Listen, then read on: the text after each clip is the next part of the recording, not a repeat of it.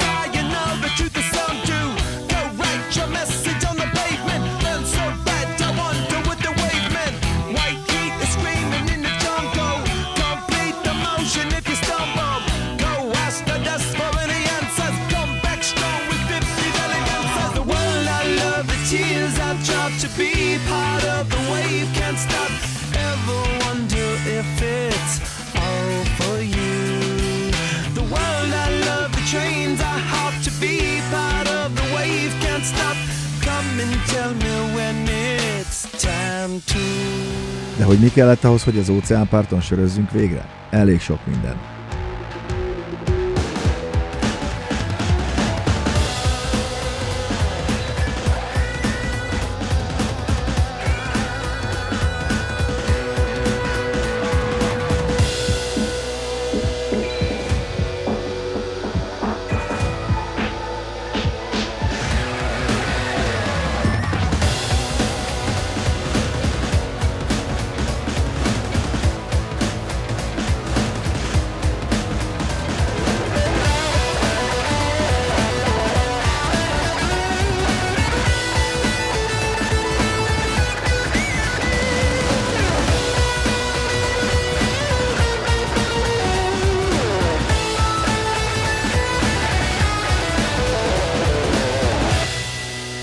És ez még csak a kezdet volt, az első közös kaland kezdete.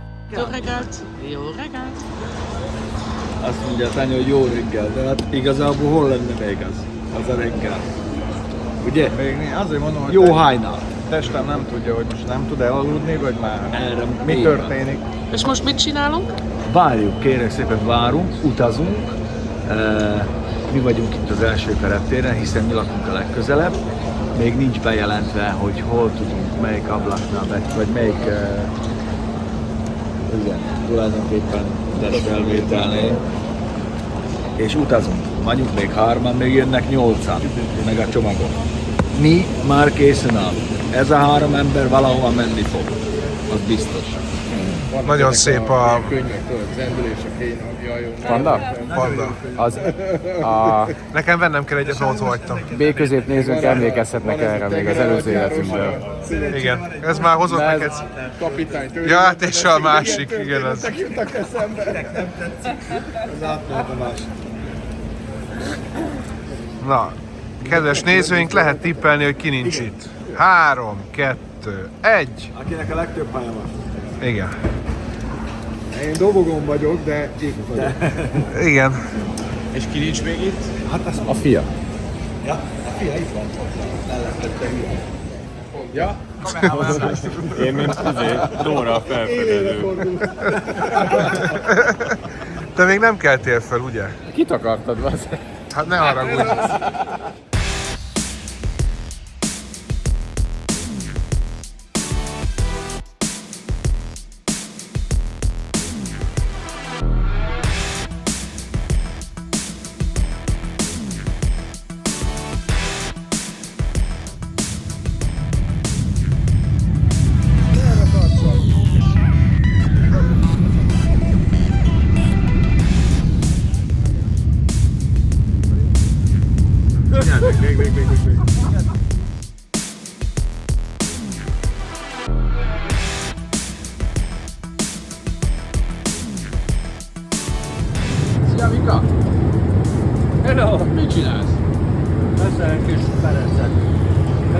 ki az ablakon, tök jól néz ki. Szóval egy kicsit kibújtoztatnom a lábam, mert már Hány órája vagyunk úton? Vigyázz egy kicsit.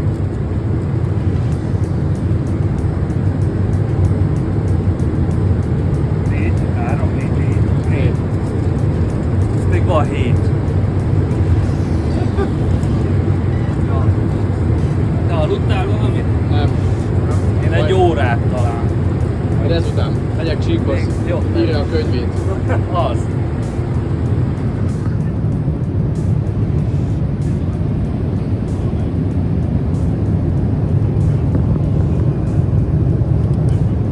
Mi a probléma? Írod a könyvet, vagy egy cikket írsz? Könyvet, 5. fejezet. Utolsó? Ja, szerintem az lesz, mert elég hosszú lesz. Ja, nagyon jó lesz. Nagyon jó. Jó van. Sziasztok!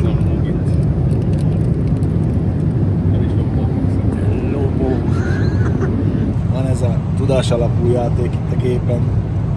Az első helyen Magyarország színeiben Piton Pityu 101.000 Megpróbálom fölvenni, de 101.185 pont. kicsit turbulens a Hát kátyús. kátyú. Második helyen Tammi, legyen az akárki. Most figyelj, 55.685 pont. Egy körön 2-t vertem rá, érted? És még nincs vége. Most elkezdtem előről, hogy még jobb legyek.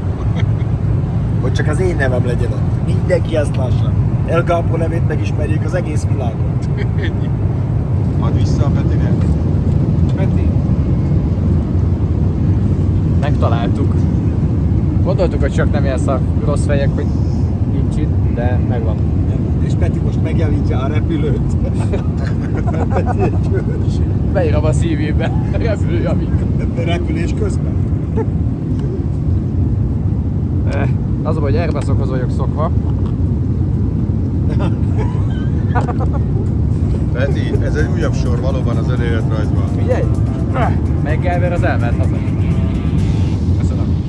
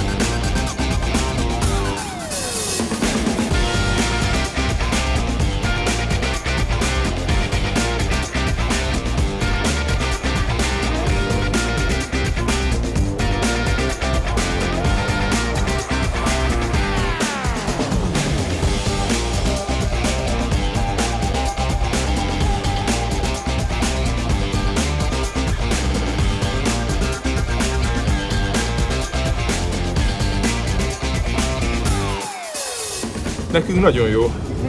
Miért? Nagyon sokat dolgoztam, és a Mikával ültem, és a Mikával nagyon jó volt ülni. De én nem dolgoztam. Mika? Tényleg? Milyen, hogy... Mondjuk még nem sokat láttál az egészből, de hogy Semmit kis... nem láttam. Hát 25 éve voltam már itt, de hát az Már úgy értem, 25 hogy éve volt te mindig már. csak a vágóasztalon lehet minket. Igen, hát ez most más lesz. Nyilvánvalóan más lesz. Ha visszatérünk rá, hogy milyen, legalább innen jussunk ki el. Jó, jó. Jóban jobbak vagyunk. Ránk? Egyetértek. First time in USA? First time in Usanka. Tényleg? Ezzel jöttünk. Ne. Amsterdamban nem vettük fel. Mennyire más. Nem, de tényleg ez rögszöltetik, de teljesen más. Nem, itt más a levegő, szabadon. Nem, már itt szóltál. De teljesen más a fény. Meg a színek.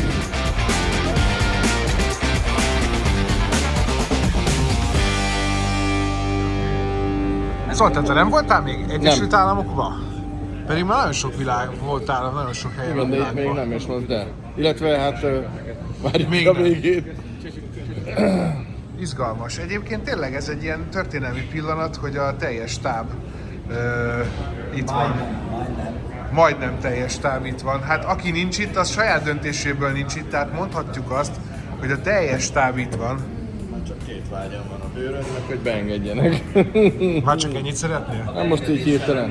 Nekem a bőröm az, ami izgat. Szerintem sokkal... Mika? Néztél ma már tükörbe? Bármiért.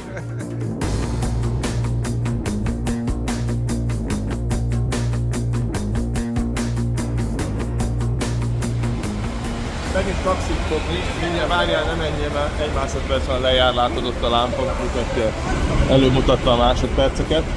Tehát itt vagyunk az LA, nem tudom mi ez, Thomas Bradley a reptéren, és nincs elég taxi arra, hogy mind a 10 akárhányan beleüljünk, és azért a Bence elküldött, hogy ott a taxi inside feliratnál fogjuk egy taxit, és elmenjünk az RV-ért, amivel utána tovább kell menni. Az RV az ugye a lakóautó. Szóval szerintem ide kéne mennünk.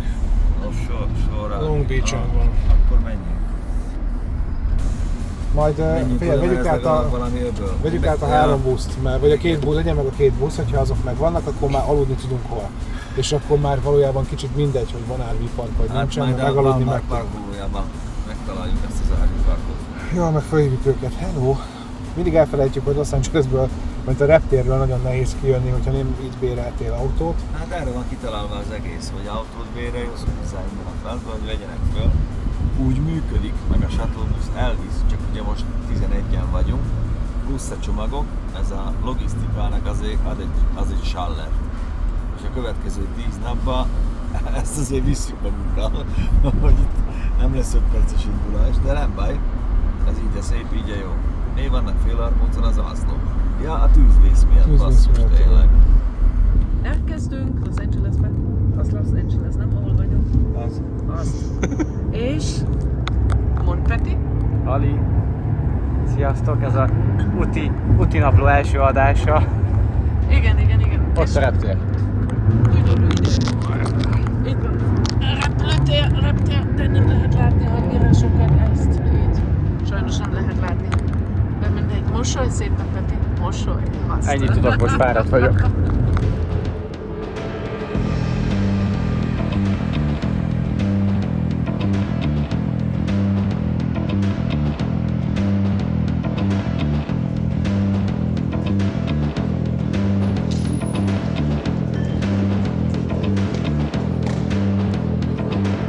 Ölelés! Mi történt?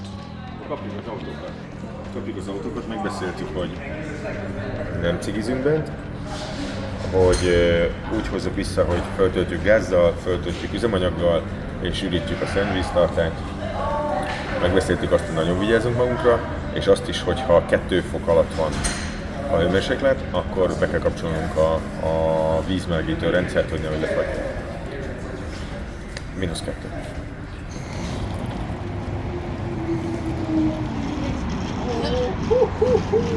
Bence, rá van írva a nevet. Rá van írva a nevet. Aztán.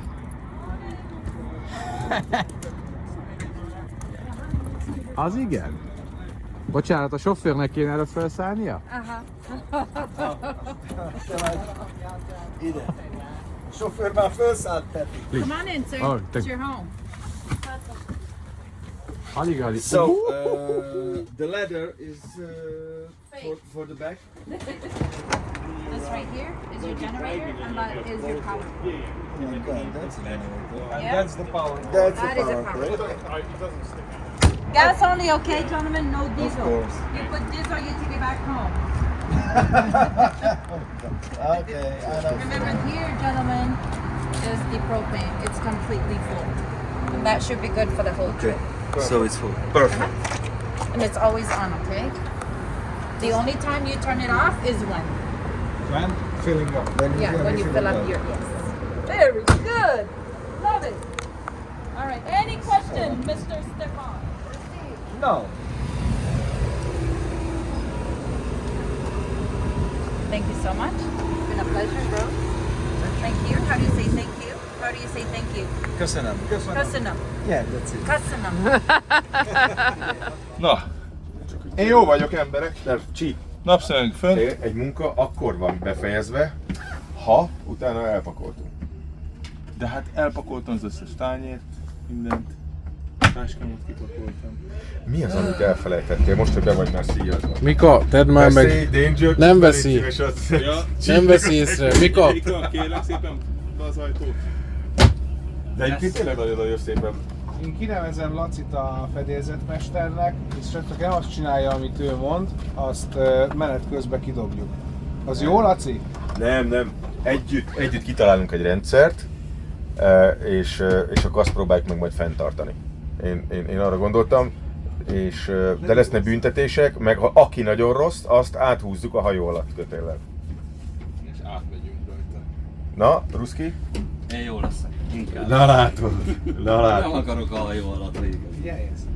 Na, ez jó hosszú ez a busz. Mondjuk pont olyan hosszú, mint a múltkori. Nincs sáblakot, nincs levegő. Ez szerintem hosszabb, mint a múltkori. De hát ők még nincsenek kész. Hallod, Ben? Ez hosszabb, mint a múltkori, mert a múltkorinál sokkal közelebb volt a konyha valahogy, és ott közben nem volt olyan hosszú rész a hátsó szobáig, csak ennyivel hosszabb szerintem. Mennyire? Az még belefér, Fél azt még tudom méter menedzselni. közötti.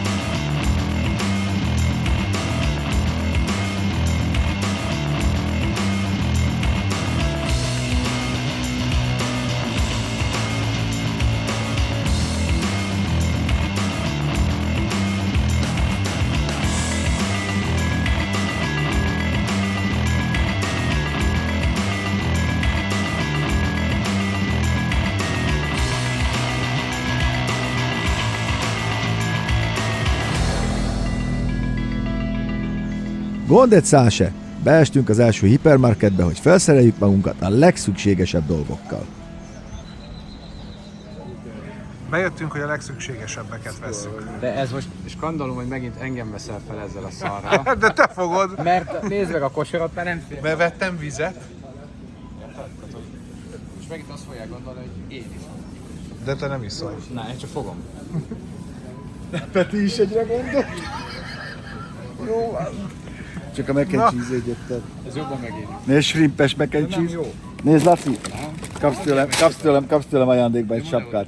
Mexico. $9. Légy a vendégem. Megtaláltam a rádiókat. Megyünk? Nekem még Hát valahova cikót kell ragd le. keresnem. Megoldom. Tusfürdő kéne, meg ilyenek. Na.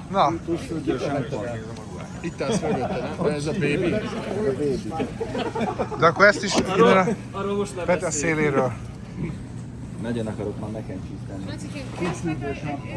Fogkrém. Ez nem az izé, ez a pólákat én vettem. Másod magammal gondoltam. Jó, én nekem van most egy korszakalkotó ötletem, tehát hogy ez így nem fog működni, mert ez egy padalom. Tehát 2 busz, 2 bevásárlókocsi, ez mindenki, a 2 busz mozogjon együtt, és vegyen magának mindent, ami kell, mert így ebből nem lesz semmi. Nem, itt van még egy kosár, és most pakoljuk szét. A buszoknál aztán egy régi kedves ismerősbe botlottunk. Buszán jöttünk az meg Rigából. Vilán! Talapszázva, jó vagy? Tesókám! Úgy nem lettél kisebb. Úgy, ahogy arany, viszont. Hát beszéltünk, hogy jön velünk. Egyszer beszélt, hogy órára ott a 605-ös be van állítva. Tudod, hogy jött meg? Mondom, mindjárt elrúgja neki, mindjárt elrúgja, aztán fékezett egy kurva nagyot. Mert ő nem hülye. Jó vagy? Jó. Kemény vagy, minden betalom, bázd meg. Jó nézzel. Tudod, mi van itt a 605-ösön? 10 mérföld. Oh. Most nem tudom, van egy kempingünk kinézve, ahol menni akarunk. Gondolom ott Én is úgy gondolom, hogy arra felé lesz. Megjöttünk. Ja, operatőr. Szigeti János, drága jó barátunk. Előttem azért a poént a hozzászólásba. Hogy see you soon. Csávó, a legnagyobb. El is hájdoltam és nyugodj meg, persze. Jani, hát aki öregbíti itt a magyar kárbirkózást. Nem ezt úgy hívják. Is. Hát már ismered. Szerintem nem kell bemutatni. Nem. Hoppá. Mi az, ahogy ölelkezik? Gyere, kössé bele! Kössé bele, nem lesz! Hajrá, Fradi! Jó estét! Végre találkozunk. Igen, végre találkozunk. Végre személyesen. Már belétek kötöttek, bazd meg, érted? Még csak most jött ki. Szia! Hát élőben. Jó, ezt a most teljes van, mi? Edzés. Márciusban nagy verseny van. Igen. Mi ez a 80 kiló? Most nem tudtam megnézni. Annyival húzol most? Aha, az. Azt neked, annyi kiló vagyok. Bence kedvenc. Azt figyelj, Akkor így megfog és így. de látod, most egyébként így be is van állva a karod, nem? Be, hát de kapott teste is még. Hát de ugye van. Nekünk Nem, azt kéne nézem, hogy combunk. Nem tudom kinyújtani. Ja, mindig így. T-Rex. Hülyeség a szívgyógyszersörrel. 20 000 kilométer van a buszban. Leesik. 20 000 mérföld. Bocsánat, elnézést. Nem tudjuk hova tenni ezt. Pedig nagy energiát belefektetünk, de látod sehol. Túl messze van az üveg? Igen. Hát nagyon. Oldalüvegre. Akkor nem Akkor húzod el az húzod az ablakot. ablakot. Nem bírod ki. Ez most itt tart. Majd a mínusz 20 lesz kint, akkor nem kell kinyitni. Elteszem a Milyen telefon. mínusz 20? Miről beszélsz? Mínusz 20. Na, Bence milyen? átvitt el. Tudjuk, akkor még nem tudod milyen messze van. Majd mindjárt megtudjuk. Jól tettnek tisztelt csomagolni ebben. Gyenge 600 kilométert mondta.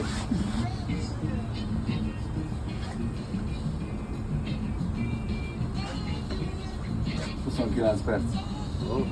Ó, itt van a közelben. Várjál, azt hogy működik, Zsolti? Világíts már ide, légy szíves. Görcsölök.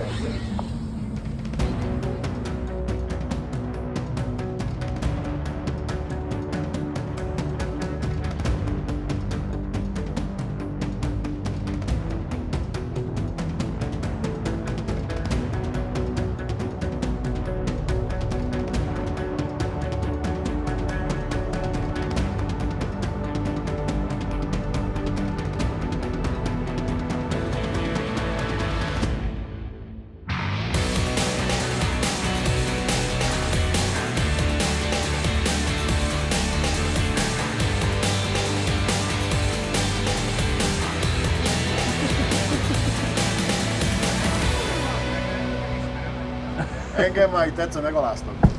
Hogy értek? Kártyát elfogadnak? Megkap ránk jártál. Kapaszkodj! Kártyát elfogadnak? Mivel fizettetek? Egészség. Mivel szó mi vagy? Nem O, A Várjál, akkor és, Toniak. és PH. Ha. Nem. Az eleje A. Igen. Csík! Csík! Csík! Csík! Csík! Csík! Csík! Igen. Várnak a női napozóba. Női napozóban jó. Olyan meleg van? Igen. Jó napot kívánok. Hogy mondják? Mi? Kenworth. Kenworth. Mi? Kenworth. Kenworth. Worth. És a Freightliner. Freightliner. Freightliner. Na baj. Azt jól mondod. Ez Freightliner. Kenworth. Kenworth. Kenworth. Plymouth van még. Worth. Plymouth. Érték. Plymouth. Micsoda? Plymouth. Plymouth. Plymouth. Az a baj, hogy ezeket hallgatott kell. Kérdezz könnyű, Dodge. Dodge, tényleg Dodge? Dodge. Oh yeah. Okay. Oh yeah. Thank you. You are speaking Thank very you, my well friends. English. Yeah. Yes, I see. You can learn a lot. So yes, you are quite good. In one day, I speak not English. I speak American. Yeah, It's quite good. Yes, this is the Hyundai. Hyundai. Yes, it's a famous electrical car. Yeah.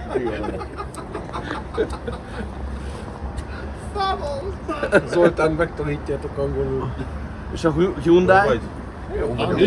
Hyundai. Az Hyundai. Az meg nem lettél beteg, Hyundai. kajálták úrra. Hyundai. Jó És a Kia? Az Kia. És a BMW? BMW. Azt De tudtam. különben úgy mondják, hogy PM. BM. Általában csak BM-ezem, hogy túl sok, ez ilyen komplikált, ez a BMW, olyan igen. van íros, vagy Beamer, igen. Beamer? Oh yeah. Várjál, mert ne vegyél már így. Hát az a bömös. Kiló. Hát ne vegyél Meg így csak kilóg azért mondjuk innen. különben általában az utána lévő számot, hogy mi van rajta. 550, Be van 540, csak ezeket. Fiverr. Na jó, elköszönök, mert szarok a féliszonyok. És a Tesla, Cybertruck. Cybertruck. Szia, te mit csinálsz? Szétégetem a fejed! De jó, köszi. Figyelj már, mit csinálsz? Hát Mismás, mismás. Vörösbor, narancslé. Az egészség oltárán áldozunk némi aldehidgyököt. Ez finom. Neked nincsenek jugoszláv barátaid? De szarrá van barikolva. Csak gondolom. Ez egy Narancslé, barik, ez jó együtt? Persze, legjobb. Narancslé, vörösborra. Ettől fosol, Ők nagyon jó barik. Figyelj, de te mellettem alszol, bazzeg, ettől tudti, hogy rotyogni fogsz De egész én nem este. fog rotyogni. A sajtot se ettem, attól rotyogok. Sajton. És ez most tényleg azt mondod, hogy jó? Kóstold meg. Tényleg jó. Fogd meg. Tényleg jó.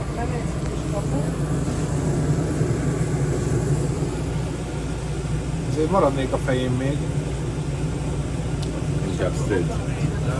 A szaga is szörnyű. Jó. Ez egy nagyon... Erjedt lábszak szaga van.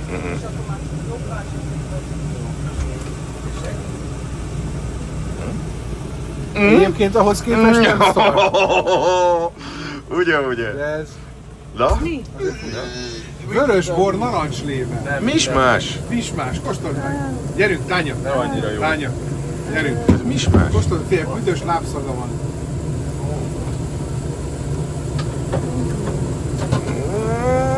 Nem az igazi.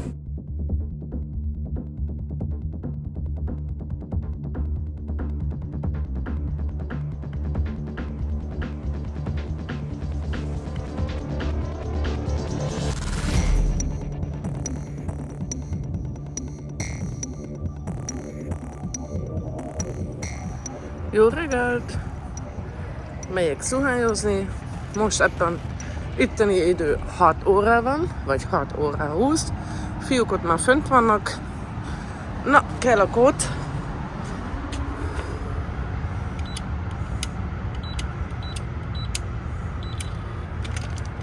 Akkor lehet bemenni. Nézzük meg, hogy van ez a zuhán. PC-k vannak, zuhán van. Teljesen oké. Én felkeltem, és meg is csinálom most a zuhányzás, fogmosás, tisztítés. Jó reggelt! Sziasztok!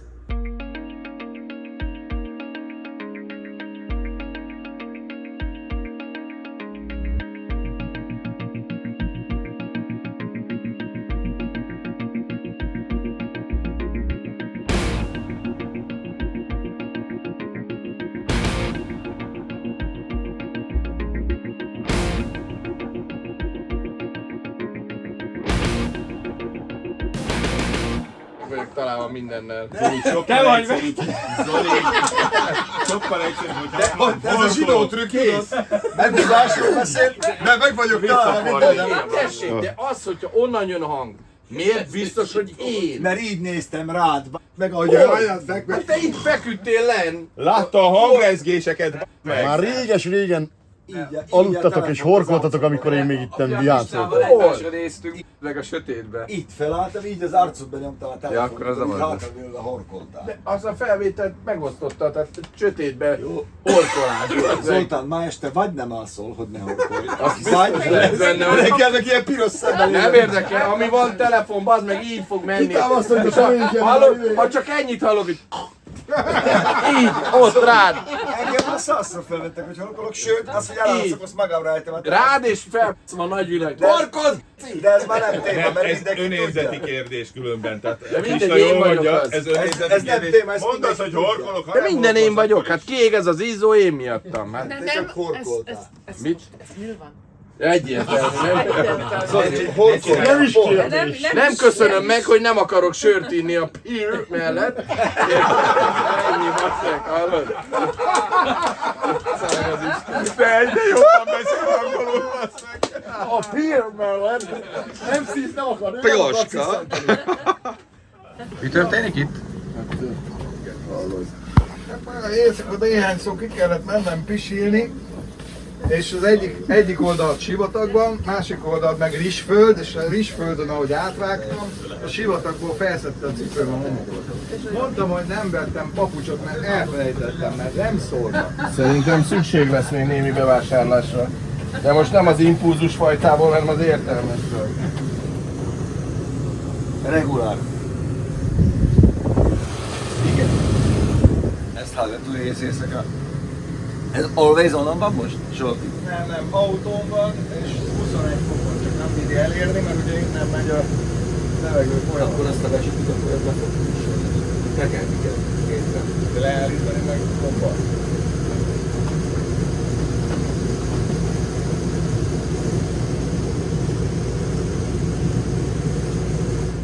Nagyon jó. Mit csináltál? Zoli! Az automatában nincs baj.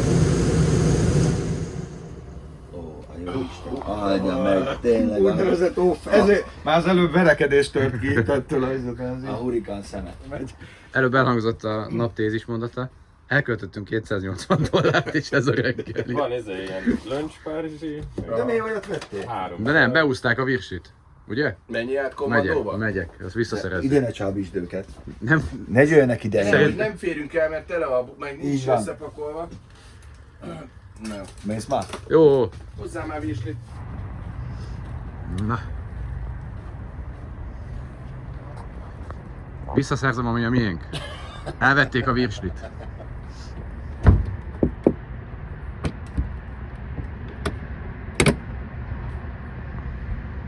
Jó reggelt, szomszédaim! Jó reggelt, szomszédok!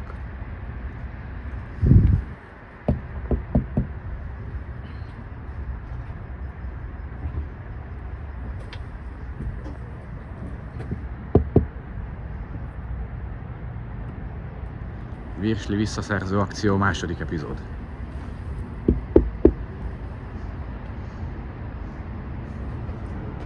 Azért ez nem szar.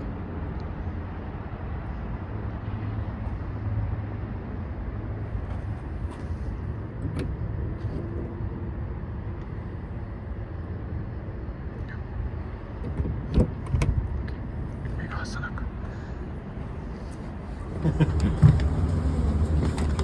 Jó napot, jó étvágyat! Remélem ízik a közös virsli. Hoztál közös virslit? Hoztál? A ti hűtőtökben van. Hát de miért nem főzted De miért meg? nem főzted Az előbb meg? a kezedben volt. És csak Peti, látod? Most a tanulmányozásra. Ez egy 2023-as Ford. És mindjárt megnézem az olajcsere periódus. Meleg van már? De nézzük, ott van. Ugye? Itt jön a meleg, csak Szép, szólok. szép. Legutóbb, mikor itt voltunk, biztosak voltunk két dologban. Egy, hogy visszatérünk meg ide, kettő, hogy ezt a lakóautós utazást, ezt még nem engedjük el. Pont ezért vagyunk itt, pont ezért álltunk össze, és pont ezért megyünk most el egy olyan útra, egy olyan túrára, ahová ti is jöttök velünk, és ami még nekünk is nagyon-nagyon sok újdonságot tartogat, hiszen keresztül megyünk Kalifornián, Arizonán, Új-Mexikón, Texason, hogy innen Los Angelesből elérjünk egészen Houstonig, ahol állítólag valami probléma van, de majd ezen segítünk, és utunk végállomása pedig nem más, mint Dallas, ahol leadjuk majd ezt a két lakóautót, és hazarepülünk. Itt leszünk most 11 napot, 11-en, milyen mázli, és engedjék meg, hogy bemutassam csapatomat. Ez itt, ugye a Lepra telep, illetve a Dökkút névre hallgató autókkal közelítjük meg a műveleti területet. A Dökkútban ez nagyon hasonlít arra, amivel 2 éve mentünk, egy picit hosszabb, ez 10 méteres, picivel 7 tonna fölött van. Perelaci lakik, Bence, G, Mika és ki még? Meg a Csikós. Ebben vannak 5-en, kitolható oldala van, fullos minden, V8-as benzines motor, ahogy kell, mert itt mindenben az van. Ugye a Lepra telep pedig, ugye a nagyobbik gép, abba vagyunk 6-an, abba is ugyanaz a több mint 7 literes V8-as benzines Ford motor van.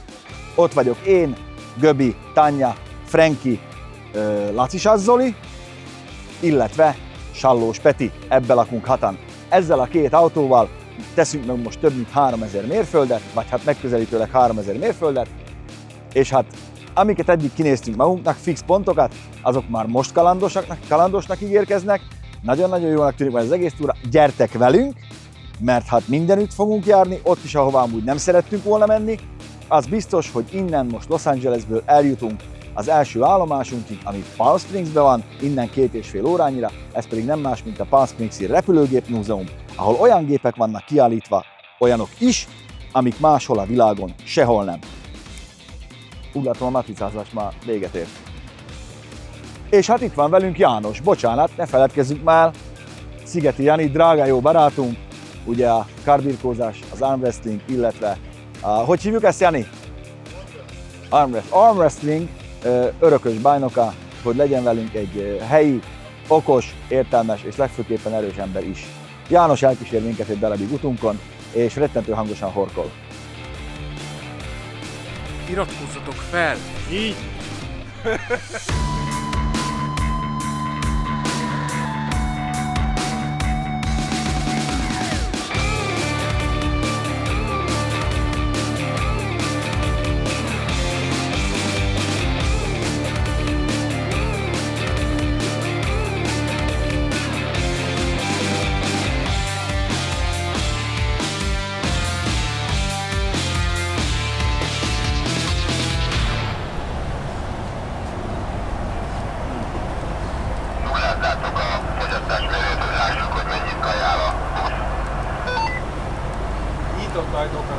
Nyitott ajtókat dönget, a lepretelep már rég nullázott. Jelenlegi fogyasztásunk átlagosan kicsivel 30 liter fölötti. 9,6 miles per gallon. Az kevesebb, mint 27. Ja, bocsánat, korrektúra, kevesebb, mint 27. Mert nagyon áramvonalas és előnyös a karosszéria kialakítása. Ennyi? 9,6? 9,6 miles per gallonnal gurulunk. 24,5. Az 24,5 liter. Indulás után a városi fogyasztásunkat 37,9. Leugrott említetlen 100 km, de most már 11,7-es mérföld per gallonnal hasítunk. Az jó, az jó. Könnyen. Hát az olyan kis könnyű léptű gépjárművek, mint a tieitek, az tud ennyit. Csak ne legyenek előttünk, mert akkor Laci, tudom, megállnak? Mert szeretnék kérni egy komolyabb gázfröccsöt, jó? Lehet? Nem. Lehet ilyet kérni? Nem. De már... Majd kérek neked egy számot a rádióval. Majd később a föl tudom hívni.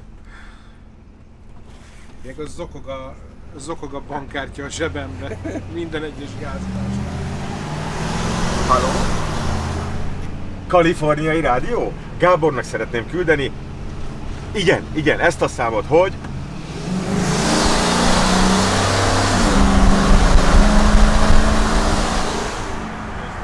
Köszönöm, viszont hallásra.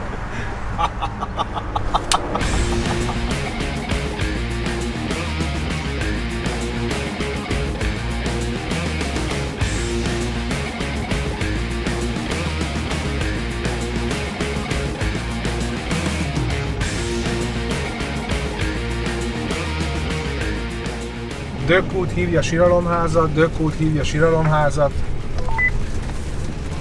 Siralomházak átjátszanám, az kérem szépen a lepretelep. Jaj, tényleg el is felejtettem, mennyivel jobb az. 0,9 mérföld múlva megérkezünk mai úti célunkhoz. Érdeklődnék, hogy a idegenvezetőnk felkészült-e a tárlatvezetésre. Mi ez a kérdés? Ezt nem is értem. Akkor ezt egy igennek veszem, köszönöm szépen, akkor nem sokára landolunk, és akkor bemegyünk.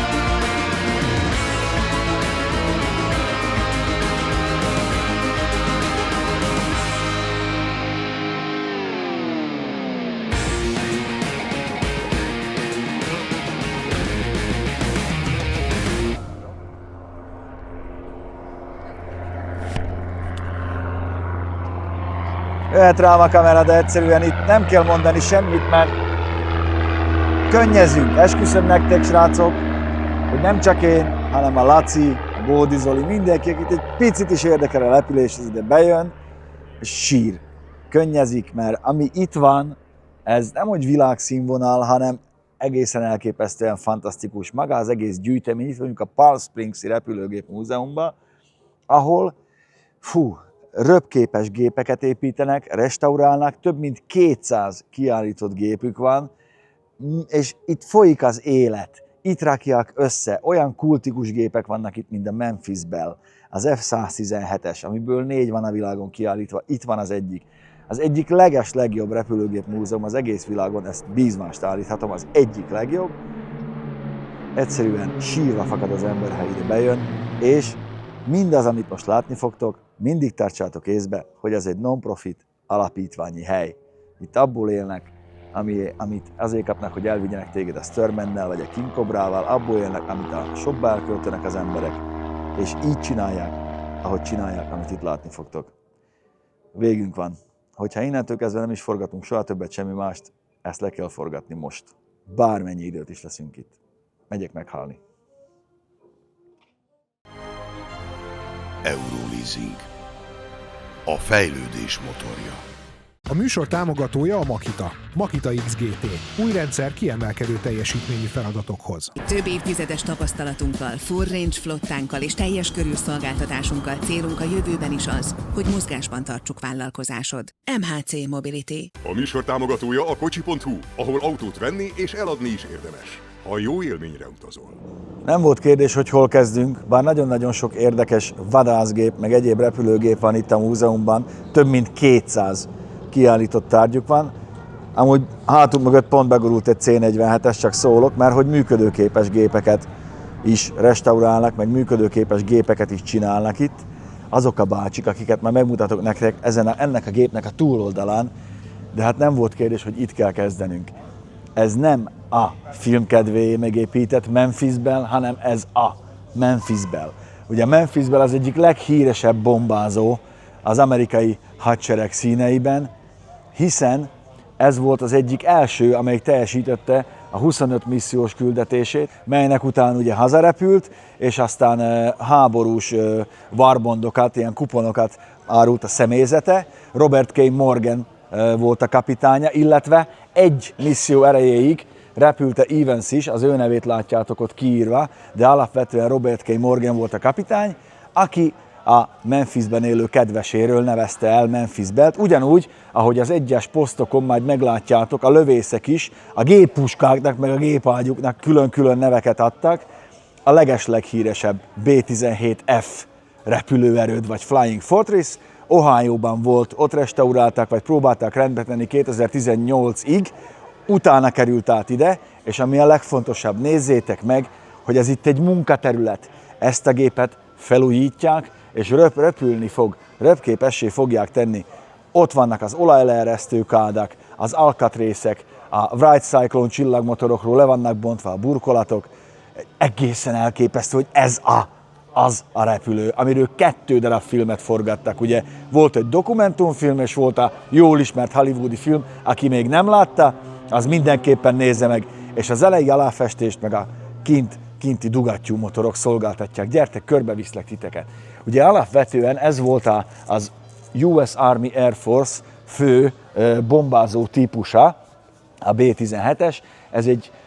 Ez egy korábbi F változat, és ha megnézitek, hogy igazából azért ez nem egy kis gép, nagyon-nagyon jól fel volt szerelve védőfegyverzettel, több lőállást is látok. Ugye a plexiorban ott van a bombavető, illetve a célzó, aki szintén kezelte ott azt a géppuskát, és ha eljöttök erre, gyertek, mert hát hatalmas a gép, körbe kell járni, és gyönyörű az egész, nézd meg, annyira strapabíró volt, hogy nagyon jó ellenállt mindenféle sérülésnek, ugye a csillagmotorok eleve nem igényeltek folyadékhűtést, ezért akár 2 motorral is még biztonságosan tudott repülni, irgalmatlan nagy sérüléseket volt képes elviselni. Látod ott az oldallövésznek az állását? Annak Virginia neve, ott hátul. Most nincs kidugva a géppuska rajta, de ott van mögötte. illetve itt az első oldallövész, azt hiszem az volt a pozíció neve, az meg azt hiszem Irene, így hívták, igen. Hogy mielőtt elmegyünk innen, engem azt tűnt fel, hogy ott az oldalán van pár jelzés. Hát menjünk körbe. Csak hogy menjünk akkor erre, ott fogod látni a van bácsit. csillag, teli csillag, a másikon üres csillag, hogy ez jelent bármit? Hát ugye alapvetően ugye a 25 bomba az a 25 missziót jelenti. Abból nem mindegyik volt Németország fölött, hiszen franciaországi célpontokat is támadott, illetve majd a lőállások fölött látni fogod a felfestett kis horogkeresztet, ez azt jelenti, hogy hány támadógépet lőtt le az adott lövész. Gyertek erre körbe, mert itt jól fogjátok látni a bácsit, aki ott ül és a kis 2000-es mirglivel reszelgeti a giroszkópot. Azt a fenti lőállást, azt a kupolát anyának hívják, gondolom az édesanyjára emlékeztette azt, aki ott két horogkereszt van fölfestve, a MAM felirat fölött. Ugye a legmeredekebb dolga az annak az alsó lövésznek lehetett, akinek ott az elektromosan leereszthető kupolája ott van a gép alatt. Ennek a makettjét amúgy Zsámbékon a repülőgépbázison is megtekinthetitek, hogy milyen lehetett benne ülni így nagyjából a hátadon fekve. Nézd meg, hogy a bombázó célzótiszt ebbe a plexi kupolába feküdt, és ugye ezzel a készülékkel jelölte meg tulajdonképpen, vagy mérte be a célpontot a saját sebességükhöz, meg minden egyébhez viszonyítva, magasság, páratartalom, stb.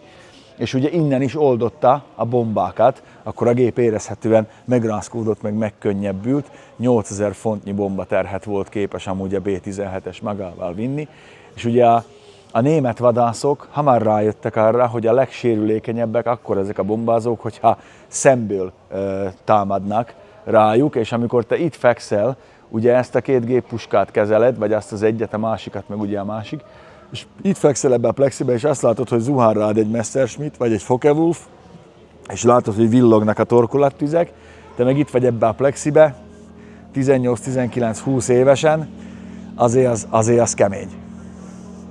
Jól látszik a két hátsó oldal lövésznek az állása. Itt van a Virginia, szintén két német géppel, és ott fönt az Irene. Szóval nagyon-nagyon jól védve voltak már egy-egy ilyen B-17-es is, és ugye mivel soha nem egyedül repültek, hát nyilván kötelékbe repültek, ezért úgy voltak lépcsőzetesen is elrendezve, meg térben, hogy egymást is fedezni tudják a saját géppuskáikkal. Hogy az egyik gép védi a másikat, ezért aránylag nehezen támadható volt egy-egy ilyen bombázó kötelék, ennek ellenére súlyos veszteségeket szenvedtek a nappali bombázások során. Ugye az volt a leosztás, hogy az amerikaiak támadnak nappal, a britek inkább éjszaka, de hát mivel nagy volt a kötelék, ezért nagyon-nagyon sok géppuska védte őket. Nem volt olyan egyszerű lelőni egy ekkora gépet, gondoljátok bele, nézzétek meg, hogy mekkora az a függőleges vezérsík, hogy ilyen embernyi lyukkal még simán repült, meg leszállt ez a gép, elképesztő. És amikor ebből repül mondjuk 500-600, hogy mekkora záj lehetett ott, meg milyen dübörgés, hideg kiráz. És itt vannak a szerszámok, nézzétek meg, hát itt dolgoznak rajta.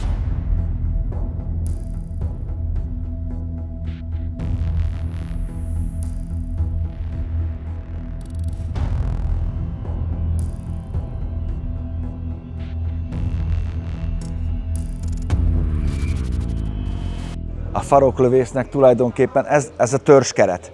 Ezt úgy hívjuk, hogy törzskeret, ilyenből épül fel.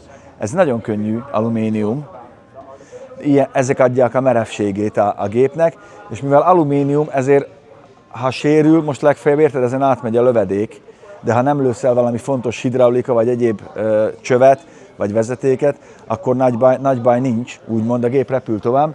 Az egész faroklövésznek ez a kupolája, ez oda van külön letéve, az csatlakozik rá ide. Jól látszik, hogy elektromos vezetékek nem véletlenül futnak itt, hiszen majd ott a következő csarnokban megmutatom nektek azt a standardizált, ami abszolút standard, elektromosan vezérelt, tulajdonképpeni géppuska állást, amit már itt a B-17-eseknél is használták. Hogy két irányba is villanymotorok mozgatták már ezt a lőállást, nem kurblizni kellett, hanem mozgatta az elektronika, vagy az elektromosság. És ugye itt ezek a fordítók, itt vannak a vezérsíkokat mozgató bovdenek, és ez az egész, látod, ez egy csap. itt vannak a csigafordító. És ha belenézel a törzskeretbe, akkor itt látod, belelátsz, Peti? Az ott a hátsó kitámasztó keréknek a gondolája, és tulajdonképpen így végig látsz az egész gépen. És most képzeld el, hogy itt vagy a fűtött kabátodat becsatlakozod, mert fűtött kabátjuk volt, és 8000 méter magasán ott azért elég hideg van, ebbe a szivárba dübörögsz Németország fölött valahol 600 másik géppel, és valaki beleordít a rádióba, hogy jönnek a németek. Lősz mindenfelé mindennel, amit van, még a paradicsomot is dobálod hozzájuk.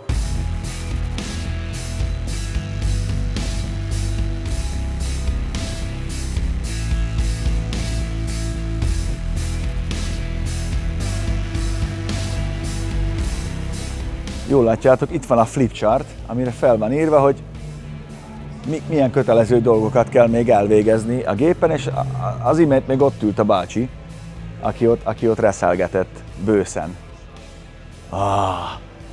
Hozzá akarok érni valahol az igazi Memphis Bellehez. Fú, ez valahogy. És akkor megfordulsz, akkor meg itt látsz egy 5-ös Spitfire-t. Gyönyörű ez az elliptikus szárny, meg ez a szárnytörzs átmenet. Ez a világ egyik legszebb repülőgépe nekem a Corsair mellett. De még egy pár érdekes dolgot azért mutatnék nektek menet közben, csak amíg átmegyünk a másik hangárba. Ugye a normandiai partraszállás előtti éjszakán ugye a 101., illetve azt hiszem a 81. ejtőernyős hadosztály katonáit dobták le a hátországban, Franciaországban.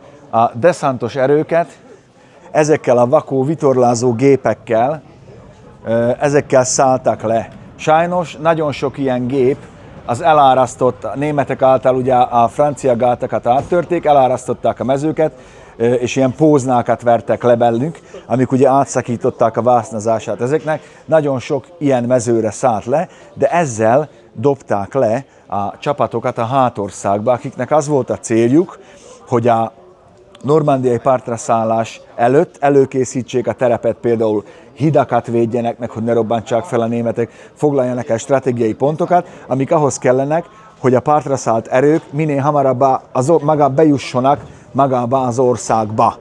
Biztosítsák úgymond a terepet. Na ezeket a légideszántos hadosztályokat ilyen vakó vitorlázókkal dobták le, nem ritkán benne volt még egy jeep is, olyan feljegyzések is vannak, ahol megakadt a gép, és a jeep, aki előtte volt, az mindenkit összenyomott bele ezekbe a kis vascsövekbe. Ezek nagyon könnyű vitorlázó gépek voltak, ugye itt látszik jól, ugye hogy voltak leosztva a partra szállási területek.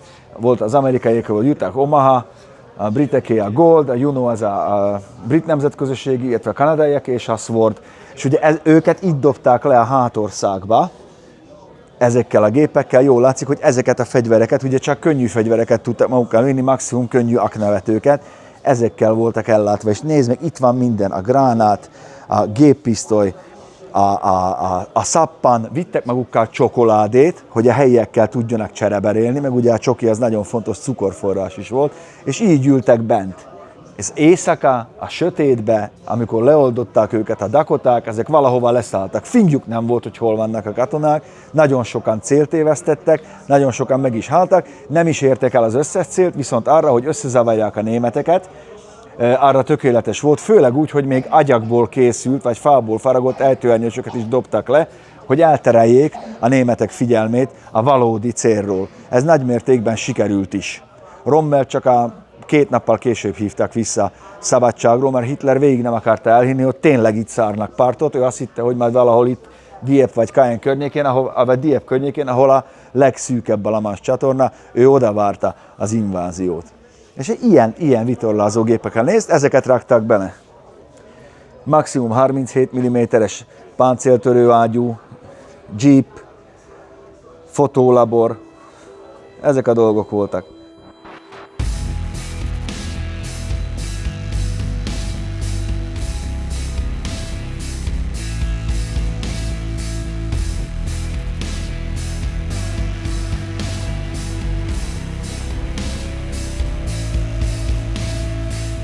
Itt a hátam mögött látható Martin gyártmányú, Martin 250 C3. Ez ugye a háború az üzlet alapvetően. Minél több gépet gyártasz, minél több eszközbe használod ugyanazokat a fegyvereket, annál jobban fent tudod futtatni a sorozatgyártást. Ez egy teljesen standardizált lőállás volt, vagy gépágyú állás, 250-es kaliberű, géppuska állás, mert az nem gépágyú, hanem géppuska. Ugye ez már elektronikusan mozgatott volt, oldal irányba, illetve horizontálisan és vertikálisan is. Gyertek, itt hátul jól látszik, hogy tulajdonképpen, nézd bele, itt ültél, nem lehettél nagy, szóval egy Jani nem fért volna bele, itt ültél, itt volt tulajdonképpen a vetített kis célkereszted, és elektronikus sütése volt, itt jönnek fel az elektronikus vezetékek magához mondjad már, a tűzkiváltó mechanizmushoz, annyira akarok sok mindent mondani, hogy totál szétesek, és a karokkal tudtad forgatni minden irányba. Ezt használták a B-26-oson, B-29-esen, B-17-esen, nagyon-nagyon sok helyen. És mivel ez egy standard cucc volt, ezért nagy volumenben tudták gyártani. A hátad mögött meg egy B-29-es kabin van, de erről most ne is beszéljünk, hanem menjünk be, megmutatom nektek, hogy nézett ki egy B-17-es belülről. Micsoda cső, rengeteg volt egy vékony alumínium héj mögött, ti meg fiatalok elgondolkoztok, hogy amikor ők a ti korotokban voltak, akkor olyanba lőttek rájuk mindennel, amiük volt. Úgyhogy meg fogod becsülni azt, hogy mellette mászol a lakóautóban, megcsinálom az ágyadat, és reggel kapsz reggelit meg kávét. Mert akár ott is lehettél volna, tudod? Kávét én csinálom.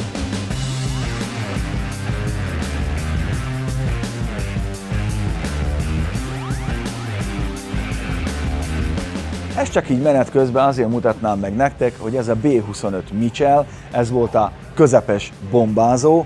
Ugye ez volt az a gép, amivel Doolittle tábornok először bombázta Tokiót Pearl Harbor után. Ilyen géppel szálltak fel a korabeli repülőgép hordozókról, úgyhogy nagyjából fél méter volt a szárny, meg a toronyépítmény között, és annyira le kellett könnyíteni a gépeket, hogy a minden védőfegyverzetet kiszedtek, és csak feketére festett seprűnyelekkel helyettesítették a géppuskákat, de a végén tudták bombázni Tokiót, aminek technikai értelemben véve sok értelme nem volt, viszont a morálját az amerikaiaknak az nagyon boostolta, hogy azért tudjuk mi bombázni Tokiót, ha akarjuk. Tényleg a határán voltak a hatótávjuknak, és Kínába szálltak aztán le, ahol internálták őket, de végül hazakeveredtek, ilyen B-25 Mitchellekkel, ami nem arra volt kitalálva, hogy repülőgép hordozóról felszálljon.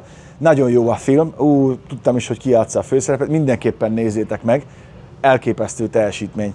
Ilyenekkel. Felszállni egy hordozóról, és megtalálni a célpontodat, ami a franc tudja hol van, rádobni a bombát, már leszállni Kínába, és remélni, ez egy öngyilkos akció volt.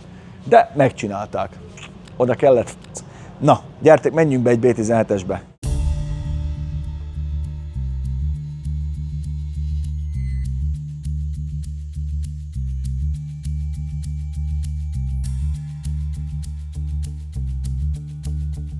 Itt, Frank, mászni kell,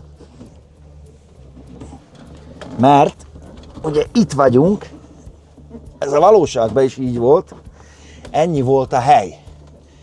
Add ide a kamerát. Hát tudom, prezentálj. Hát, na, ugye itt tulajdonképpen bent vagyunk a B-17G-ben, ez egy G, és mondta is a srác, hogy azért van lezárva, hiszen ez amúgy egy röpképes gép a maga módján. Ugye itt még a bombázó tiszt van, ez itt a helye, és itt át kell másznunk így közte, és ugye ez amúgy normál esetben ez itt nincs, de most jövünk fel egészen a pilóta kabinba. Itt van a pilóta kabin, itt már fel tudsz állni, úgyhogy jól látszik, hogy a bombázó tiszt az tulajdonképpen ott volt lent az orban. Ezért volt nagyon fontos, hogy ők folyamatosan a központi kommunikációs csatornán rajta legyenek, hiszen nézd meg, a bombázó tiszt innen nem is látszik. Pilóta, másodpilóta, Az, hogy a keverékképzés, gázkarok mindenhol van, ezt én ennyire nem tudom, de azért látszik, hogy a repülési műszerek ugye fakokban vannak csoportosítva, ahogy kell, és hát ennyit láttál ki, amikor leszálltál a B-17-essel. Ergo, hogyha ott vele valami történt a bombázó tisztelelőnek, innen le kellett mászni, oda lehasalni, feküdni, vagy beülni, akkor ők nem is tudták, hogy most ott szétlőtték az orrot, vagy nem, csak azt érezték, hogy húz be nagyon a cúg. Ez itt ugye a felső lövészállás. Ugye? Így vagyunk. Ezt tudtad így fordítani, meg oldal. Ugye ezzel billentettél, és ugye ez elektromosan vezérelt, amit mondtam, itt ezen a fogas lécen forgott körbe. Így. És ezzel meg azt hiszem lőttél. Így. General Electric Turret Drive modul, cserélhető. Itt meg a két 50-es kaliberű géppuska. Ez a Flight Engineers Turret. Ez itt a bombakamra. Tulajdonképpen itt volt függesztve a bomba teher. Ez természetesen, ez a korlát nem volt itt. Úgyhogy amikor itt mozogtak, és itt meg alattad ez nyitva volt, jól látszik, hogy oda is van vetítve a földre, akkor itt meglehetősen nagy húzat volt, meg cúg. Ezen a kis gyilokjáron kellett átjutni, hát én már nem fértem volna át rendesen, ez nem volt. Azért az kemény, nem? Jól látod a törzskereteket, amikről beszéltem, és itt mennek ugye a vezérlő bovdenek. Ezek közül, ha ellőtték valamelyiket, akkor azért volt baj. Egyik oldalon, másik oldalon. Elérkeztünk a repülőmérnök, illetve a rádiós állásához, és ugye itt volt a felső lövészállás. Ha erre kinézel, gyönyörűen látszik a gép farka. Azt az érdemes volt nem ellőni. És hát nagyjából ennyi helyed volt. Ennyi helyed volt itt mozogni. Radio Operator's Gun, Looking Forward volt itt, és itt volt a rádió operátor, itt. Volt egy széke, tudott ülni, ha nagyon akarta, akkor itt le is tudtál feküdni. Fantasztikus. Menjünk tovább. Oxigéntartályok. Nagyon sokat találtak Magyarországon is, valami csirkeitatónak használtak, vagy másnak, ugye alumíniumból készültek ezek is. Ugye ez itt az alsó lőállás. Volt olyan bizony nem egyszer, hogy ez az egész így kiszakadt a gépből, az lövésszel együtt kiesett. Ott kellett belemászni. Ott. És hát itt jól látszik a két oldal lövész. Ugye ide volt betárazva a lőszer, ezekbe a nagy dobozokba. Volt befűzve. Itt volt befűzve a heveder, és tulajdonképpen, hi there! Itt volt befűzve a heveder, és tulajdonképpen a két oldal lövész az innen operált. Lényegében ugyanúgy, ahogy itt látod, fűtött kabátba, ruhába, de hát görnyedve, azért nekik itt kellett helytállni, és jól látszik, hogy a rádiókommunikáció az folyamatosan jelen volt minden pozícióban, és végig a legénység között, hogy tudják, hogy mi történik hol. És akkor ott van ugye a faroklövész, amit majd kintről tudunk megmutatni. Jó? Vigyázz! Na, hát ebbe a szivarba kéne repülni. Gyere, Franki, ide be tudsz nézni. Na, ide, Franki, leginkább kúszva tudtál bejönni, hiszen már a hátsó vezérsígnak ugye a mozgató dugattyúi, csapjai, tengelyei alatt kellett átmásznod oda. Ott már aztán volt helyed, de gondolj bele, hogy mindezt akció közben, dugd be oda a kamerát, nézzél el a vége felé, hogy mindezt bevetés alatt lőnek rád, lángol a gép, az a kemény, mi?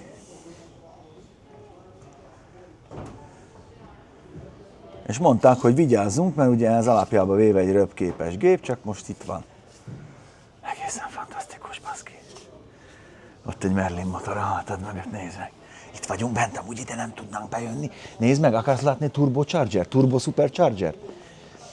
Mert minden turbo kompresszor, de nem minden kompresszor turbo. Ugyanaz a légsűrítőnek a dolga, légsűrítőnek hívták. Levegőt sűrítve bejuttatni több levegőt az égéstérbe. Ezért ugye a repülőgépeknél kezdték el először, aztán turbo superchargernek hívták. Nem különítették el, meg baromság is elkülöníteni. Na ez például egy olyan. Ez a B17-es Wright Cyclone motornak. Látod? Why the need for a turbo supercharger? Látod? Oda van írva. Szóval nem szabad különbséget tenni, mert hülye az, aki különbséget tesz, hiszen a működési elve ugyanaz mind a kettőnek. Fú, bazd meg, meghalok. Na milyen a múzeum, fiatalok? Zseniális. Én teljesen oda vagyok ezektől a B17-esektől. És részint félelmetes, hogy mi mentek keresztül az emberek. Én konkrétan félek, tehát ennyire közelről látni ezeket a dolgokat, hogy hogyan használták őket, borzalmasan ijesztő, hogy ilyen vékony alumínium darabokban, ami tele volt lőszerrel, robbant, üzemanyag, dugattyús motor, iszonyatosan komplikáltak. Tehát, hogy ezek mennyire műszakilag összetett dolgok voltak, ezek elrepülgettek ilyen 7000 kilométerekre, és ott lődöztek, meg bombáztak. Felfoghatatlan, hogy mennyire komolyan vér volt a pucájukban ezeknek a csávoknak. Senki nem ilyen bátor ma már. Senki. Mika? Elképesztő. Én most leülnék és megnézném még egyszer a Memphis Belt. Láttam rengetegszer már, de... Ugye? Abban a pillanatban így. Bors. És az megvan, mikor Grönlandon megpróbálnak megmenteni egy B-24-est, a nagyot, a gömbölyórút, és darabonként rakják össze, és akkor meghal a projektvezető 2 éven át, és a végén leég az egész. Megvan. Majdnem bőgtem azon a filmen. 3-szor megnéztem végig. 5 hatalmas csarnok alkotja magát a múzeumot, ez még csak 2 volt. A következőben aztán a csendes-óceáni hadszíntéről volt a szó. Jól látszik, hogy itt van egy SBD Dauntless zuhanóbombázó, ott van, hogy kiújította fel, mert hogy amúgy röpképes ez is. A hajófedélzeti gépek jól látszanak ugye a felhajtható szárnyakról, megismerjük őket. Soha nem voltam még hajófedélzeten üzemelő repülőgépek közelébe, ahol ugye így lehet látni a szárnymechanizációt. Brutális. Itt lehet látni, ugye ez hajófedélzeti gép, ahol ugye a helytakarékosság miatt csukták a szárnyakat, ezt meg később azért sugárhajtású kollégáknál is lehet látni. Ezen a 2 csapon függeszkedik a szárny, és itt lehet látni ezt a kis elemet. Amikor bezárja a helyére a pozícióban a szárnyat, akkor itt ez a munkaenger zár rá, és ennyi, így van rögzítve a szárny. Ez egy jeladó, ami ugye azt jelzi, hogy pozícióban van, tehát zárt. Lehet hallani, hogy kattan. Ezek a munkaengerek működtetik. Ez brutális egyébként. Nem hiszem el, hogy ilyen...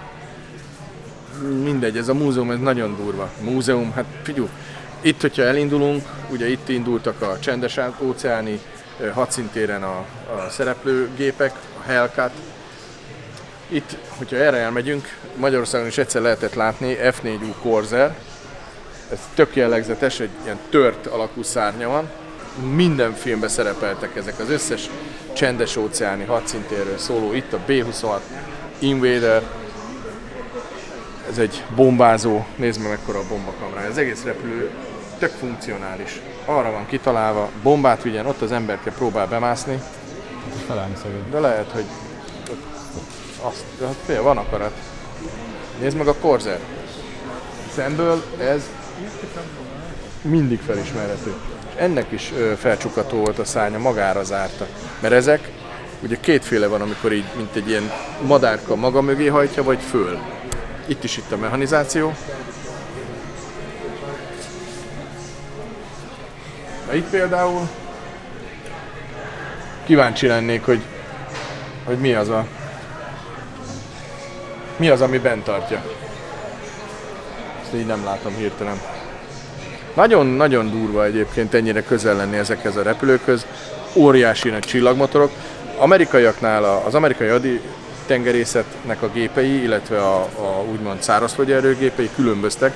Ezt ők mindig is 2 fejlesztési iránynak tekintették, mások a kritériumok az egyik haderőnél és mások a másiknál. Ugye az összes hajófedélzetre üzemelő gépnek ott lehet látni ugye a fékező horog. Ami most még ilyen kis pilinszka, mert ezek a gépek ezek nem olyan súlyosak, mint majd a későbbi társaik. És teljesen más felépítésük van. Futóművük sokkal komolyabb, erősebb, olyan törzs bekötési csomópontokat kell csinálni a nagy terhelések miatt, ami a szárazföldieknél nem biztos, hogy igénybe kerül, meg hát plusz ugye a leglátványosabb, hogy összecsukják a szárnyaikat. Tehát ez mindenképpen. Ugye emiatt egyébként, hogyha van olyan típus, ami szárazföldre és haditengerészetnek is készült, ezek ugye sokkal nehezebbek, ezek a mechanizmusok miatt megnövelik a súlyt. Meg ugye az erősített futómű, meg az erősített törzsszekció, hát brutál. Nagyon sokáig egyébként dugattyús motorban gondolkoztak, mert olyan hajófedélzet, bonyolult körülmények között kell üzemelnie, sós víz miatt korrózióérzékeny, és úgy gondolták, hogy a sugárhajtású repülőgépek nem igazán alkalmasak erre, ezért ők a dugattyúba gondolkodtak nagyon-nagyon sokáig.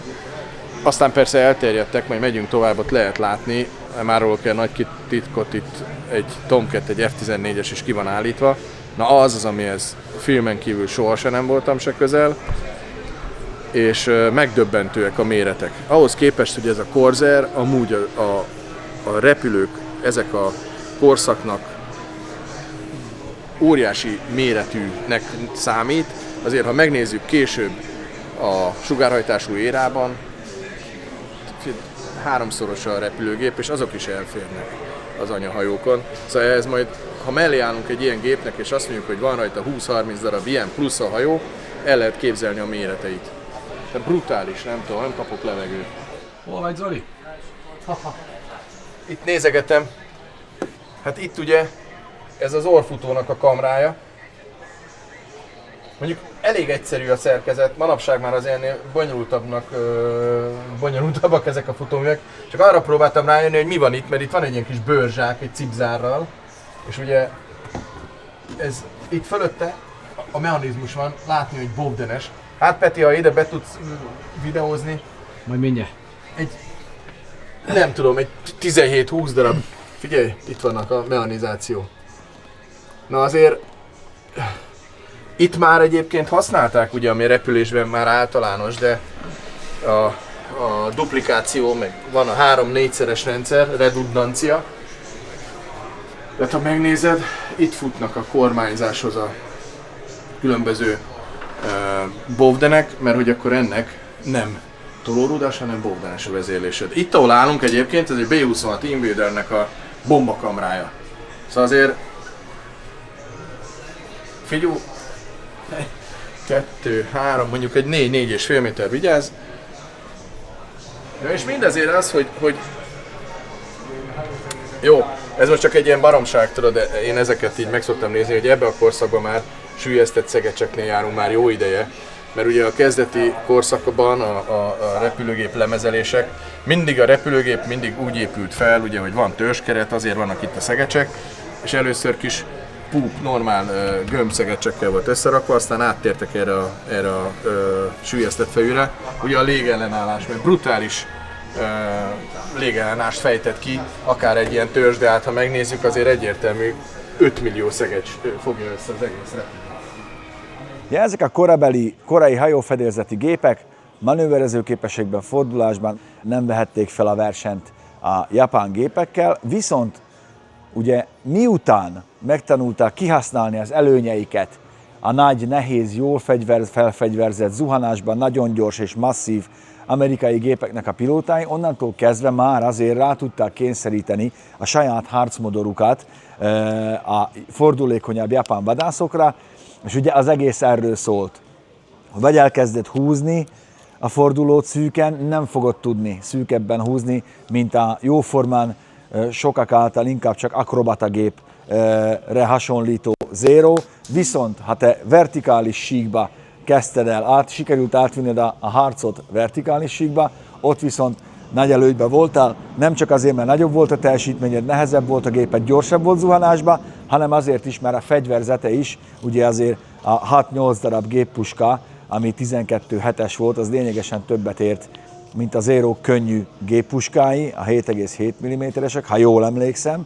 Nem beszélve arról, hogy az amerikai gépek már akkor öntömítő üzemanyagtártályjal voltak ellátva, nem egy ülés, nem ritkán páncélozott üléssel, meg stb.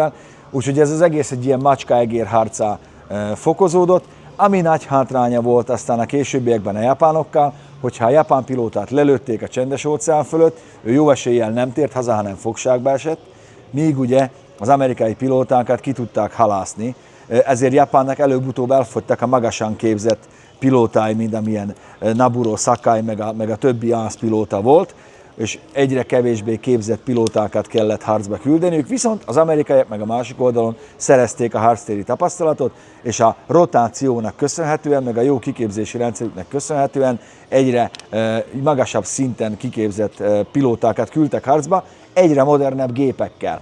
És ugye jól látszik, hogy ugye a nagy csillagmotorok, azért ezek nagy teljesítményű motorok voltak, megkövetelték egyrészt a hatalmas légcsavartollat, ami miatt ugye a futószáraknak kellett nagyon magasnak lenniük.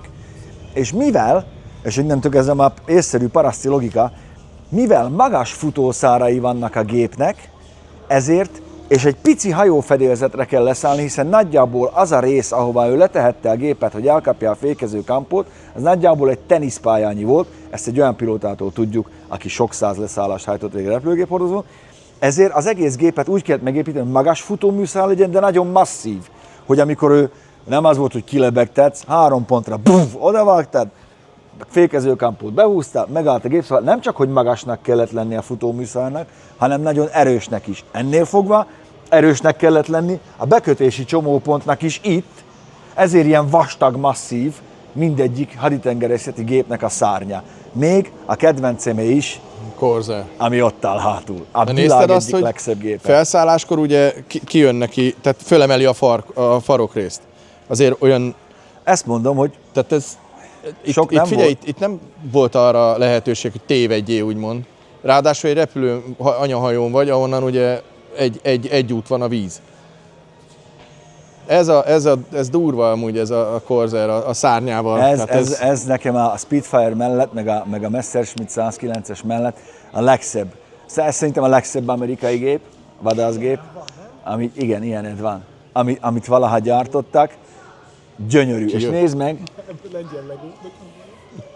nézd meg, hogy igazából sokkal inkább emlékeztet egy gyors sportrepülőgépre, egy ilyen sebességi rekordergépre, ezzel a hátratolt kabinnal, a nagyon jól burkolt, ez nagyon fontos volt, hogy a nagy csillagmotort minél áramvonalasan burkolják motorjával, és hát ugye a megtört szárny, amiben a levegő sűrítő, amiről most már tudjuk, hogy a Turbo Supercharger az egy és ugyanaz, bújik meg, gyönyörű. És a tök jellegzetes, mielőtt valaki elkezdeni, hogy na, milyen trágya, mert folyik belőle az olaj, ugye a csillagmotoroknak az a jellegzetes, a gyűrűk mentén átfolyik az olaj, és az alsó hengerekbe meggyűlik. Ez az van, hogy egy ilyen gépben, amikor odamész, hogy indítsad, nem úgy van, hogy és át kell végig forgatni mindig.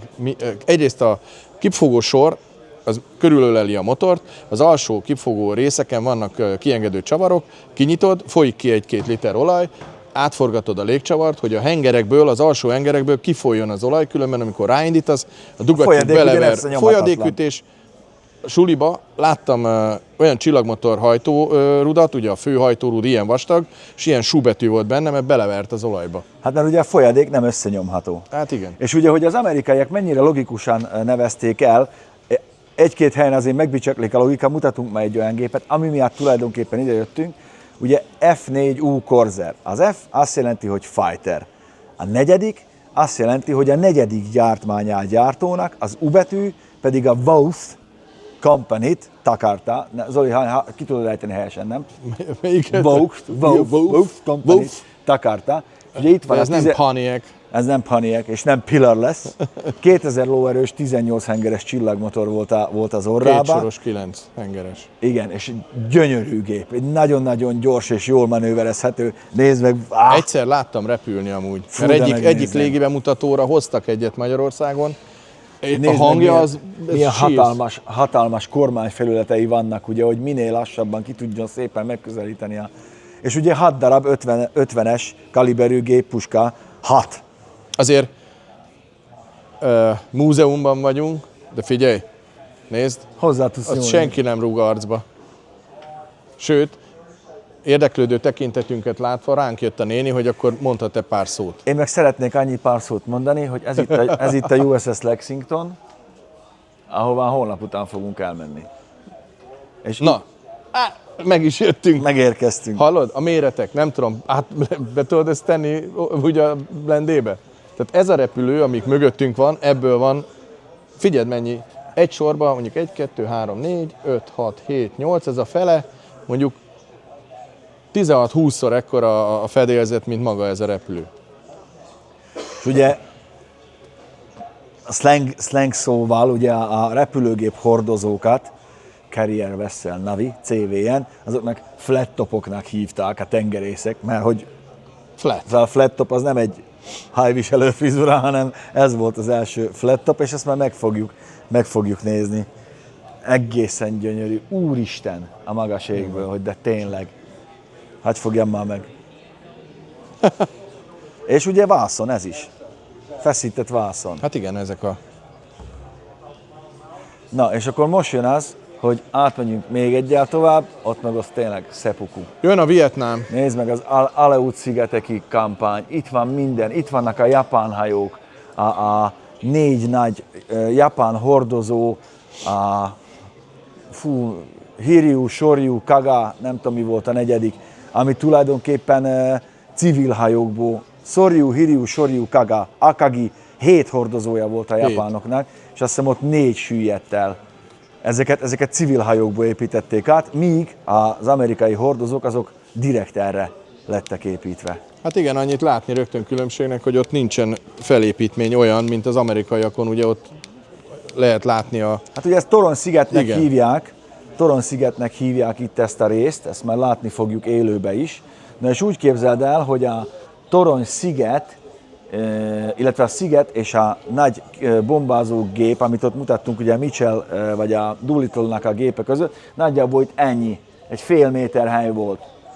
És úgy tudott nagy nehezen felszállni, elég lendületet összegyűjteni amikor ahhoz, Tokiót mentek kicsit megbohantani. És itt a Explosion aboard the USS Lexington a Korál-szigeteki csatába. Hát, csudavilág volt. Ugye több hajó is futott Lexington névvel, ezek tök jó, hogy ezt így tovább viszik az amerikaiak. Ezt már megnézzük. Mármint, hogy nem azt, amelyik elsüllyedt, hanem a mostani Lexington. Azért nézd, darazsak. Van. Mi repültünk, Csíkot viszont elvesztettük. Megtaláltál magának valót ő is. You were giving me signals on the dashboard. Azt mondja, hogy please admire, but do not enter. Tehát méltasd, de ne szállj bele. Valószínűleg arra is kérnek, hogy ne nyúljunk hozzá. Ugye itt vagyunk a Palm Springs Air Museumban, ahol a Pista már elég sokat beszélt szerintem, de ő repülőkről. Én viszont egy autót szeretnék mutatni nektek, egyszerűen azért, mert megakadt rajta a szemem, én ilyet életben még nem láttam. Ez a Studebaker Dictator, ugye a diktátor.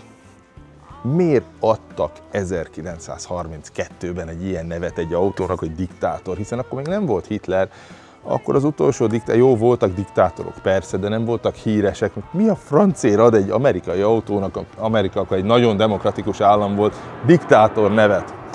Kérlek szépen azért, mert amikor ez az autó 27-ben megjelent, a Studebaker, ami különben szerintem a legjobb amerikai nevű autógyár volt, szegény ugye először tönkrement, aztán átvették mások fölött az irányítást, de nem is ez a probléma, hanem hogy a Studebaker nagyon haladó autógyártó volt, nagyon menő dolgokat csinált, és ez volt a legkisebb modelljük. E fölött jött a Commander, és fölötte jött a President, azt hiszem. És ez a kicsi autó is egy sor 8-as motorral szerelt valami volt, 3.6-os sor 8-as motorja volt, ezért ne higgyétek, az 27-ben még nagyon mások voltak a liter teljesítmények, ez tudott 70 lóerőt a 8 hengeres motorral. És a diktátor nevet azért adták neki, mert ez diktálta a minőséget, azért volt diktátor. Aztán milyen szép, hogy 37-ig gyártották, ugye, akkor már végül már csak 6 hengeres motorral, mert ugye 34-ben ment tönkre a Studebaker először, és megjött Hitler, az igazi diktátor, és akkor volt valaki ott, nem tudom, Pennsylvániában egy Studebaker dictatorrel, és ott volt Hitler, és akkor neki egy diktátor autó. Szóval az egész, ahogy a történelem szálai összegabajodnak, meg a nevek, az zseniális. Ott van egy sokkal jobb autó különben, én ezt nagyon szép ez a légcsavar is, de ez az autó, ez azért érdekes, ez egy Buick 46C, és ez ugye, ennek a nagy része az összes termelésnek megérte a háborút, mert ezek ilyen 39-ben jelentek meg. 39-ben ez egy borzasztó meredek és merész forma volt, úgy hívták ezeket, hogy vízesés maszk, ezt a grillt. Ezek voltak az áramvonalasítás első próbálkozásai Amerikában. Nagyon sokan csináltak ilyen mindenféle áramvonalas autókat. Ott volt a Chrysler Airflow például, annak ilyen hatalmas nagy áramvonalas maszkja volt, ennek csak kisebb volt.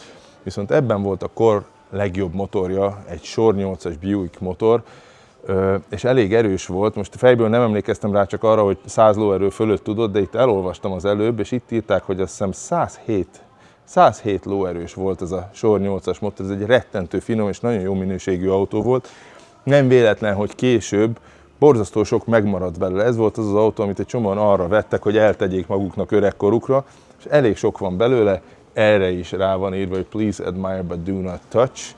Ne nyúljunk hozzá, nem is nyúltam hozzá, és szerintem gyönyörű. Tehát, hogyha a háborús korszak elegáns amerikanáját látni akarod, akkor tessék, itt ez a Buick, csodálatos, lenyitott tetővel még szebb.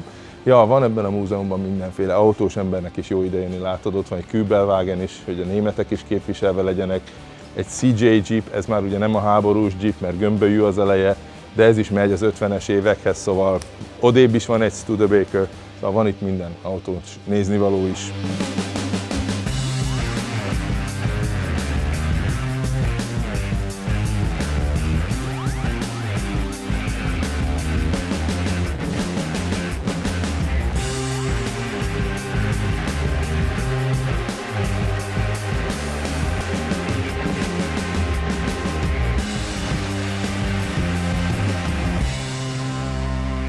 Na de az igazi pusztulat, ami még egy kicsit a második világháború, de inkább Korea, minden idők legnehezebb, legnagyobb vadászgépe, ami nehezebb volt, mint egy Dornier 17-es bombázó, az pedig a P-47D Thunderbolt, azaz JAG, azaz köcsög, avagy Hun, úgy is hívták. Az egyik legmodernebb és legfejlettebb légcsavaros vadászgép, amit valaha Amerikában gyártottak.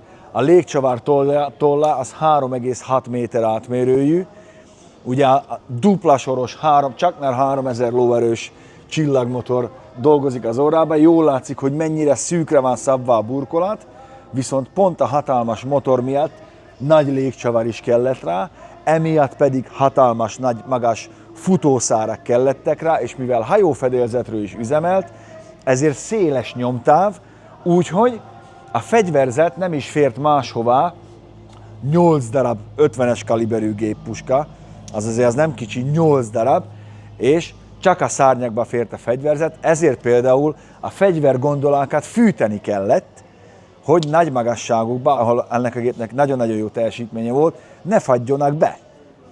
Az első gép, amit klimatizált pilótafülkével láttak el, és ugye 8 tonna volt a felszálló tömege, ami egy vadászgéphez képest hatalmas, ezért is becézték JAG, köcsög, Juggernaut, avagy Hunnak.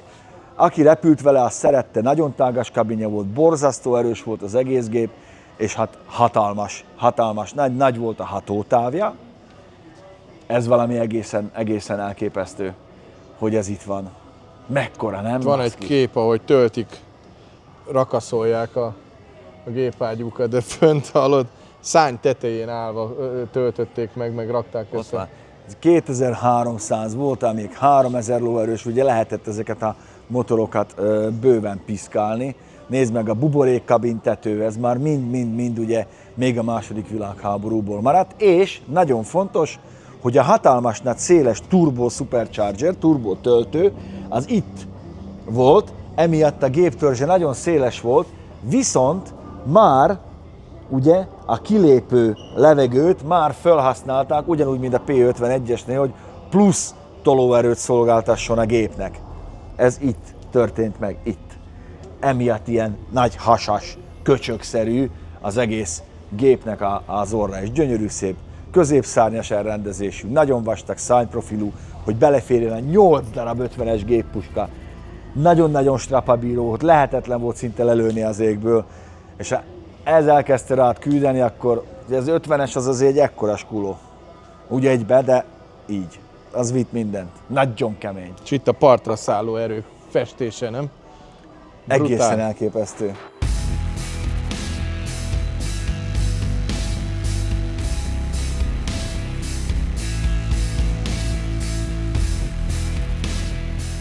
És hogyha már P47 és dugattyú motor, nézzétek meg! Öreg pilóták, haverok, családtagjaik eljöttek így együtt, meghallgattak itt egy előadást, beszélgettek az emberekkel, a látogatókkal, mint amilyenek mi is vagyunk, és ahogy jöttek, úgy mennek. Beülnek a gépekbe, aztán hazarepülnek. Tulajdonképpen olyan, mint a kimotoroznál a haverokkal, csak repülőgépekkel, basszus. És erre a hangra jöttünk ki ide. És most szépen kötelékbe felszállnak, aztán elrepülnek. Így is lehet csinálni. Iratkozzál fel hozzánk a The Zone YouTube csatornájára, kövess be minket Facebookon, TikTokon, Instagramon, hiszen jövünk még innen is tartalommal, meg még nagyon-nagyon sok érdekes dologgal. A tudomány és technika világából, meg a saját életünkéből, az se kevésbé érdekes.